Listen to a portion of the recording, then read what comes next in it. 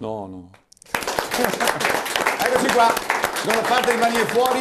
Stavamo continuando a discutere, Liubo, su questa Superlega, no? Questa Superlega che però ha dei paletti, devi avere i bilanci in ordine, devi avere il settore giovanile, tutte le squadre, insomma, hanno comunque messo dei paletti che dal mio punto di vista sono interessanti. Poi forse la cosa che dal punto di vista agonistico può fare così un po', no? Sicuramente ci sono tante cose da discutere, ma a me è una cosa che da anni che non mi è mai andata giù, che è eliminata Junior League. Sì. Questa è una cosa che secondo me tutto il movimento italiano sta pagando di tanto. Spieghiamo cos'è la Junior League anche a tutti i nostri spettatori.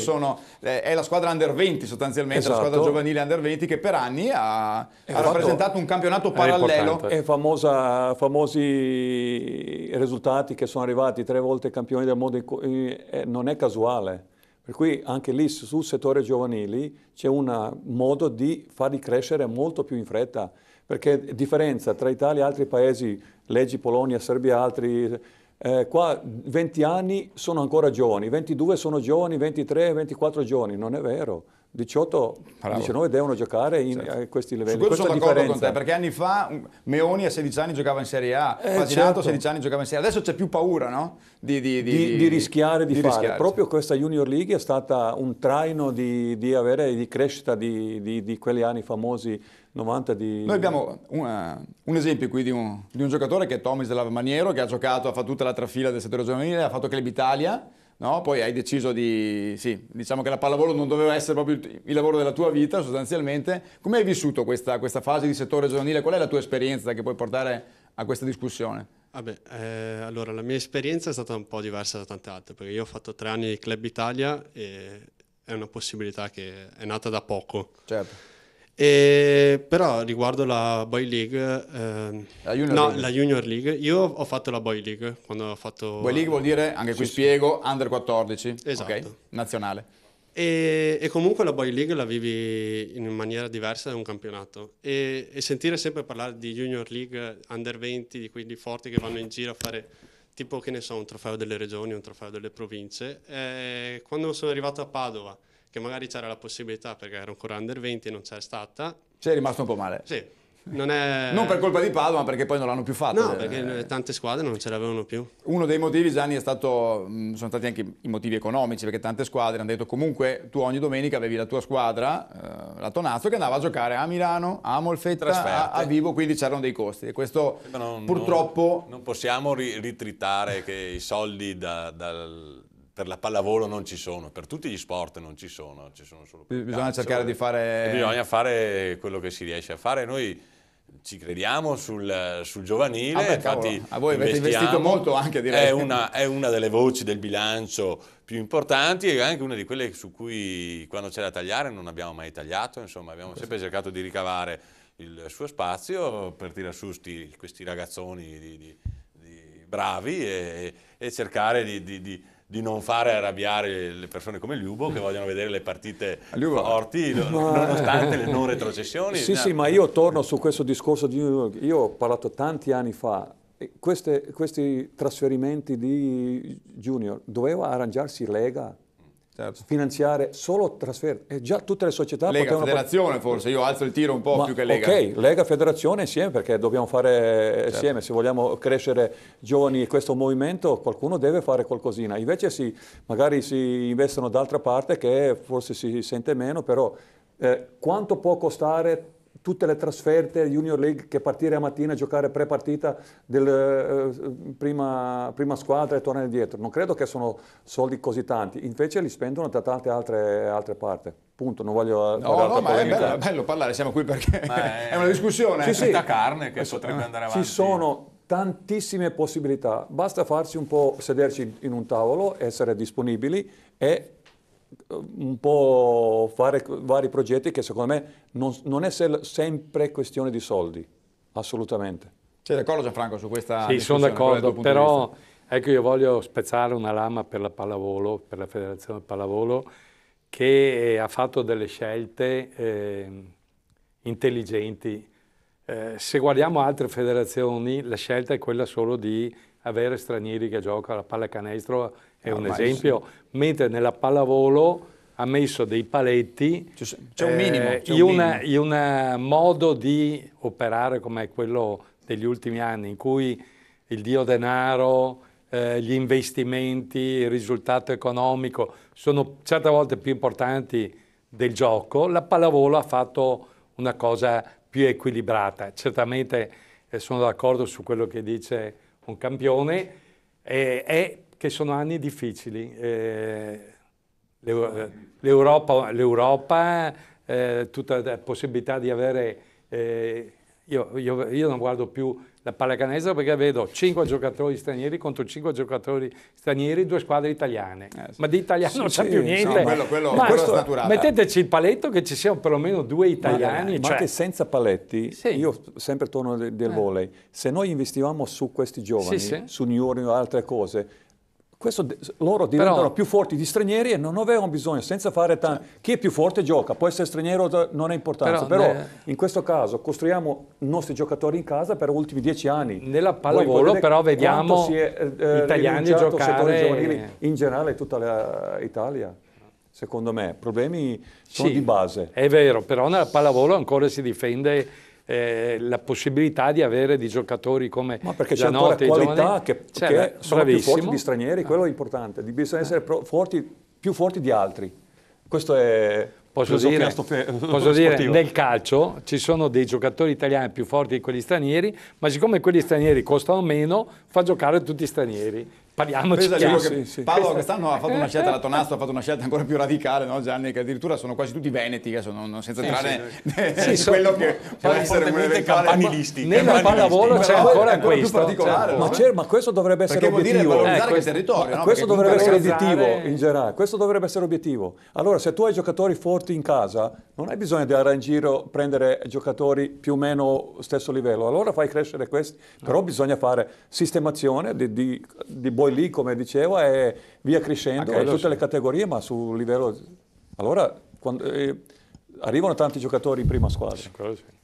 Sante Vitadello, che è il presidente del Legnaro, mi raccontava prima della trasmissione che per esempio Stefano Giannotti, com'è che è successo con Stefano Giannotti? Tu sai qualcosa? Sì, no? Sì, so qualcosa perché l'abbiamo cercato assieme a Enrico Zoppello, che era allenatore a Legnaro.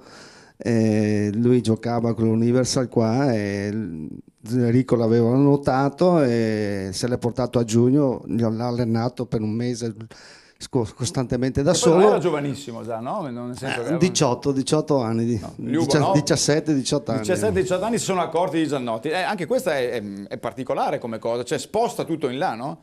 Voglio che dico mia situazione. No, aspetta che finisce lui la storia. Io ho cominciato con 19. A 19 anni tu hai iniziato a giocare? Esatto. Allora. No, lui ha fatto un anno in Serie C con noi e poi ha preso la sua strada perché Padova l'aveva già notato. Soltanto che da noi, penso, qua c'è Giacomo che ha giocato assieme, non so. Giacomo, tu hai giocato assieme a lui. Anche Tommy, credo, no?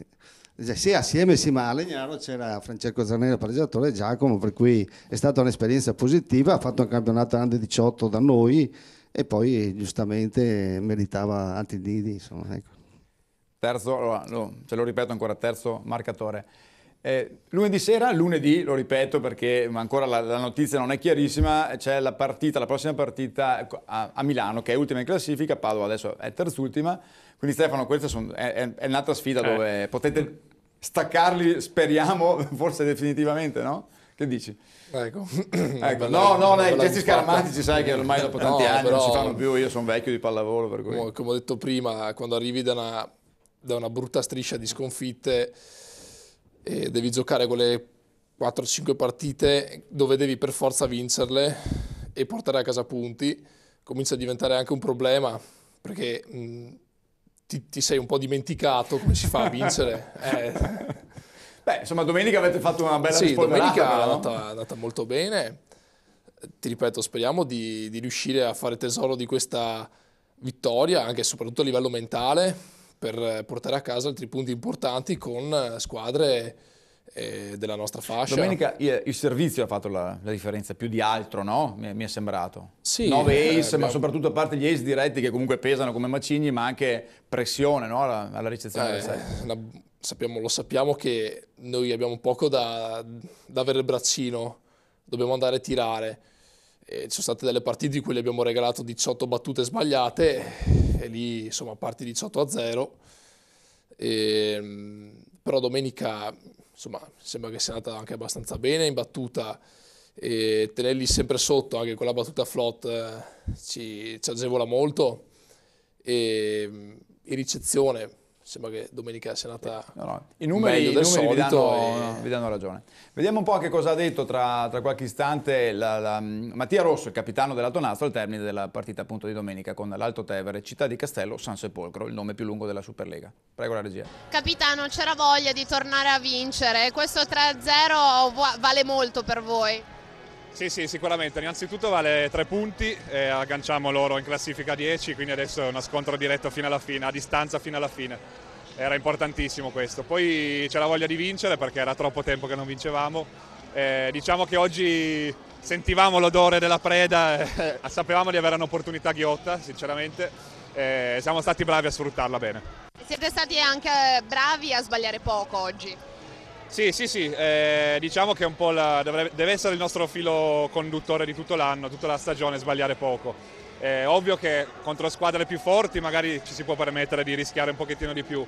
Contro squadre come loro più al nostro livello è importante sbagliare poco e insomma, fare un gioco efficiente. Dietro, tra l'altro, si vedeva poco, ma chi viene al Palasport regolarmente si sarà accorto, Gianni, una nota un po' di colore, che nelle ultime partite ci sono dei furgoni storici della Tonazzo, no?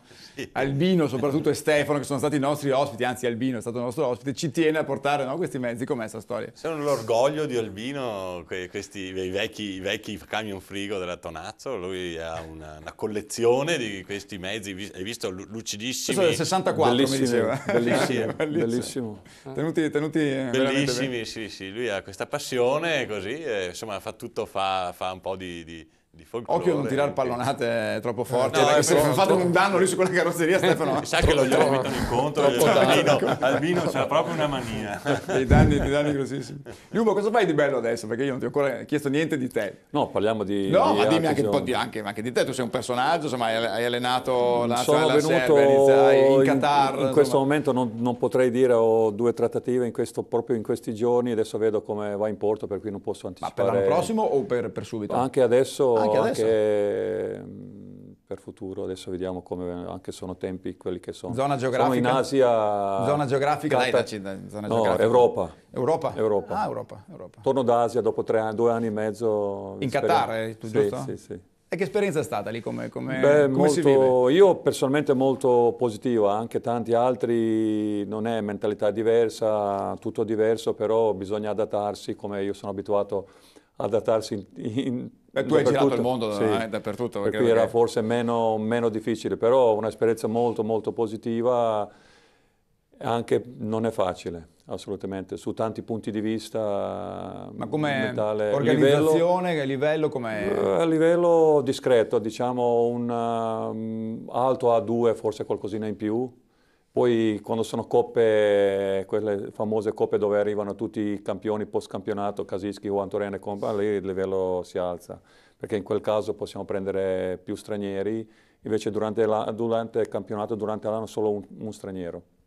Altri sono naturalizzati, varie situazioni, un po' cose strane, non facili. Però tu anche da giri, ma la residenza a Padova, la tua casetta a Padova, Franco, lui gira il mondo, va in Qatar, va di qua, va di là, però...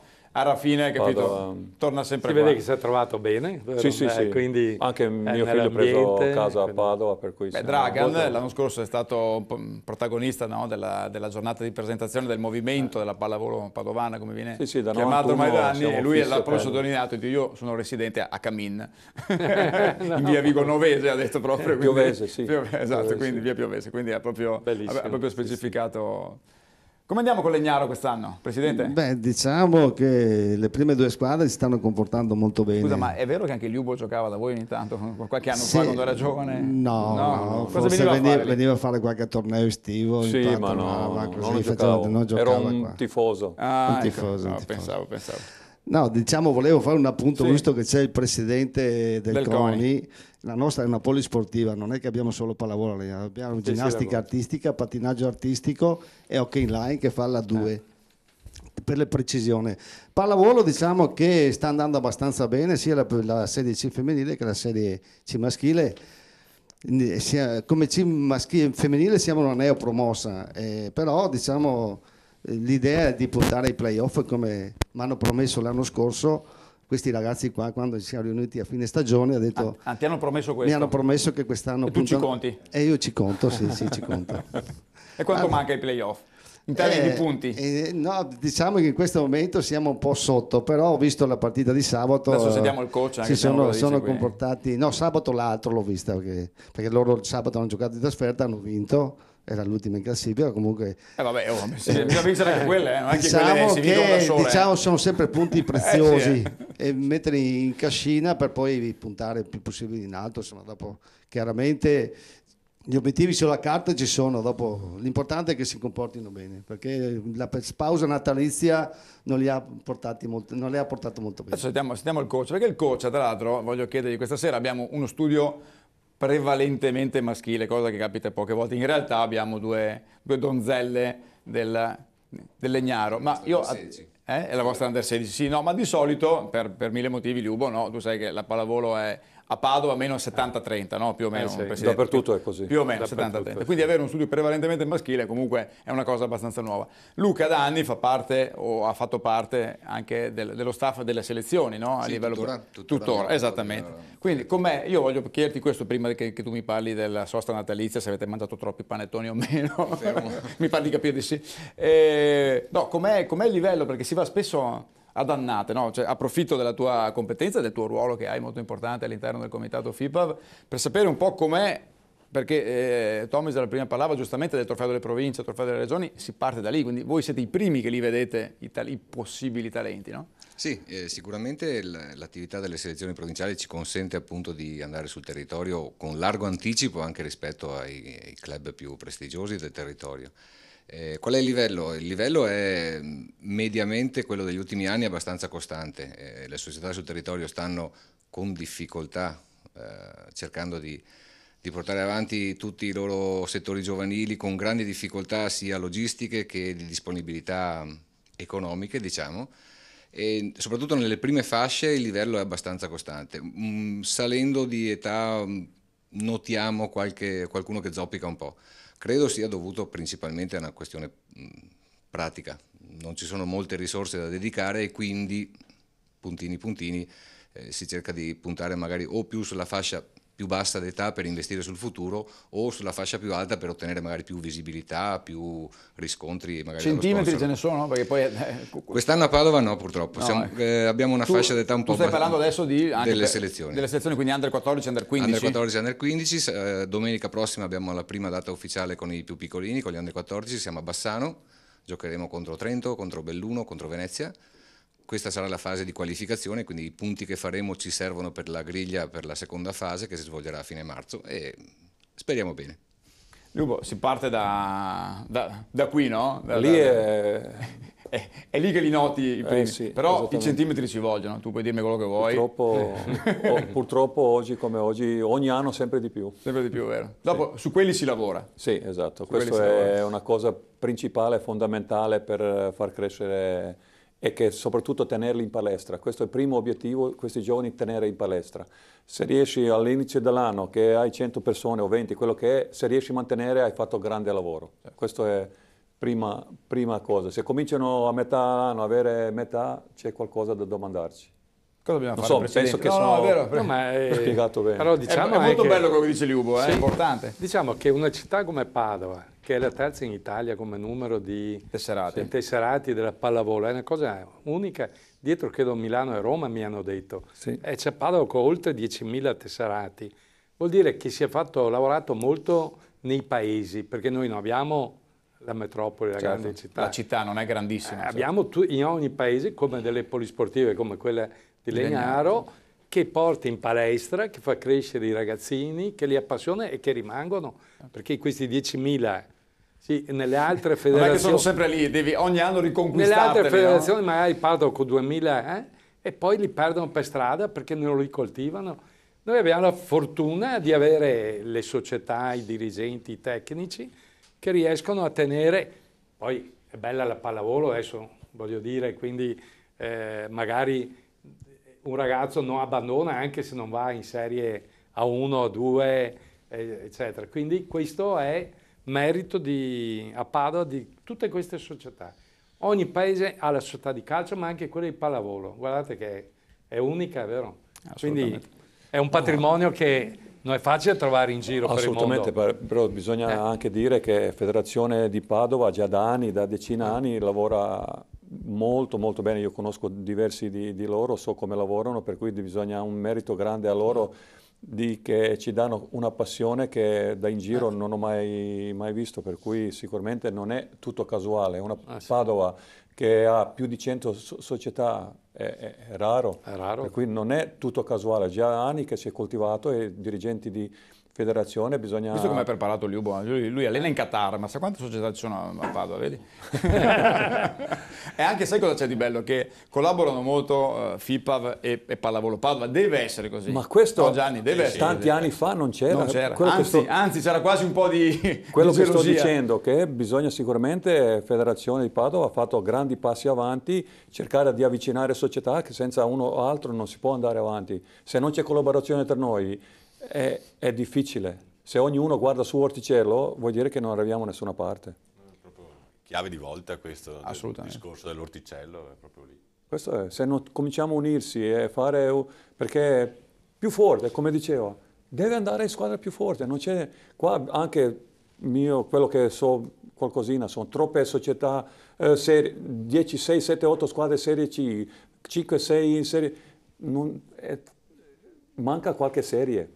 Abbiamo tolto questo C1, C2, C, ancora di più nel femminile, se mi permetto. Voi comunque lavorate nel femminile, vero, sì, dove, perché comunque nel maschile abbiamo l'eccellenza, no? Femminile, abbiamo l'eccellenza, abbiamo squadre in B1, il femminile purtroppo ci manca sì. E Padova se la strameriterebbe una 1. Esatto, e questa è una cosa che non ho mai capito. E nella pallavolo, voglio dire, io ho visto delle partite e c'è la presenza di tantissime società, non quelle della Tonazzo, ma di altre società. E questa è una delle tante idee che hanno avuto loro. Certo. Nel calcio ognuno ha il proprio orticello e magari vanno a prendere nell'orticello e se lo portano a casa loro. Invece la Tonazzo in Serie A1 riempie certe volte degli spalti con la presenza di società di tutto il territorio. Gianni, e questo è molto importante. Special guest la chiamate, no?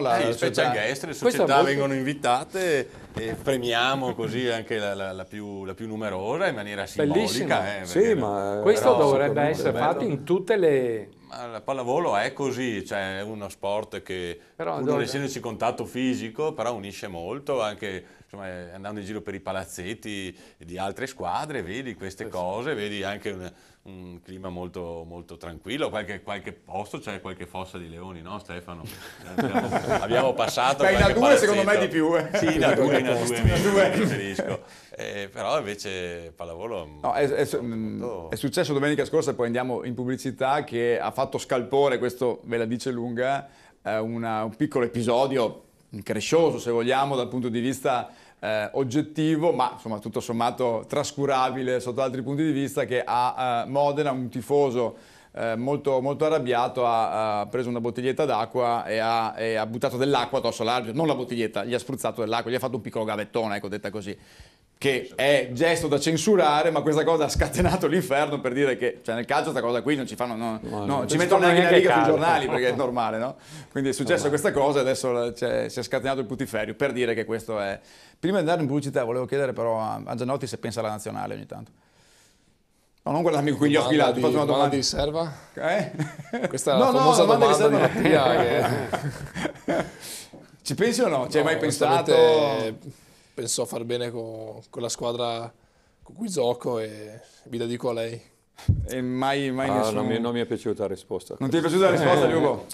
Non è quella che ti piace? No, obiettivo deve essere massimo sempre. Non vedo qua, no, certo che deve pensare. Guarda che Liubo mena, Liubo non ti fa passare niente. Almeno anch'io, Liubo è un come si dice, è un competitivo sempre, no? Sempre, io purtroppo mio difetto. Tuo difetto. Adesso poi, dopo la pubblicità, ti chiedo un po' come sta Dragan, ok? A tra poco, Mani Fuori.